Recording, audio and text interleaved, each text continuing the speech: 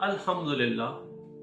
आज हम दुआ की ताकत और इसके रोज़मर्रा ज़िंदगी में असरात पर बात करेंगे। दुआ एक ऐसी नेमत है जो हमें बराह रास्त अल्लाह से जोड़ती है। ये न सिर्फ हमारे दिलों को सुकून पहुंचाती है बल्कि हमारी मुश्किलात को आसान करने का ज़रिया बनती है। दुआ की हकीकत और इसकी अहमियत। दुआ क्या है? दुआ अरबी लफ्ज दुआ से निकला है जिसका मतलब है पुकारना या मदद मांगना। इस्लाम में दुआ का मतलब है अल्लाह ताला से इल्तिजा करना, अपनी हाजात पेश करना, उससे मदद तलब करना। दुआ के जरिए अल्लाह से ताल्लुक। दुआ एक ऐसा जरिया है जो बंदे को अल्लाह से जोड़ देता है। जब हम दुआ करते हैं तो अल्लाह ताला हमारी सुनने वाला होता है, हमारी फरियाद को कबूल करने वाला होता है और हमें वो अता करता है जो हमारे लिए बेहतर होता है। रोज़मर्रा जिंदगी में दुआ की अहमियत।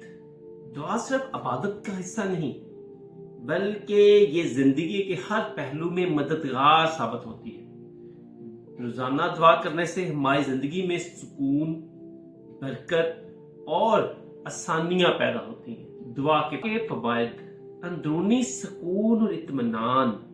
दुआ दिल को सुकून और रूह को इत्मीनान बख्शती है। जब बंदा अल्लाह के आगे झुकता है और अपने दिल की बात कह देता है तो वो हल्का महसूस करता है। कुरान मजीद में अरशाद है, बेशक अल्लाह के जिक्र से ही दिलों को सुकून है। इस सूरह अल राद की आयत नंबर 28 है। रहनुमाई और मदद हासिल करना। जब हमें कोई फैसला करना हो या किसी मामले में शक हो तो दुआ हमारी रहनुमाई करती है। हम अल्लाह से दुआ करते हैं कि वो हमें बेहतरीन रास्ता दिखाए और हमें मुश्किलात से महफूज रखे। मुश्किलात और आजमाइशों पर काबू पाना। जिंदगी में हर इंसान को मुश्किलात का सामना करना पड़ता है, लेकिन दुआ इन मुश्किलात को आसान कर देती है। अगर हम सब्र और दुआ के साथ अल्लाह पर भरोसा रखें तो हमें बेहतरीन रास्ता दिखाता है। मौसर दुआ करने के अमली नकात। वक़्त और जगह का इंतखाब। दुआ किसी भी वक़्त की जा सकती है, लेकिन कुछ औकात में ये ज्यादा कबूल होती है, जैसे तहज्जुद के वक़्त। तहज्जुद का वक़्त कबूलियत का वक़्त होता है। अजान और अकामत के दौरान। अजान में और अकामत में दुआ कबूल होती है।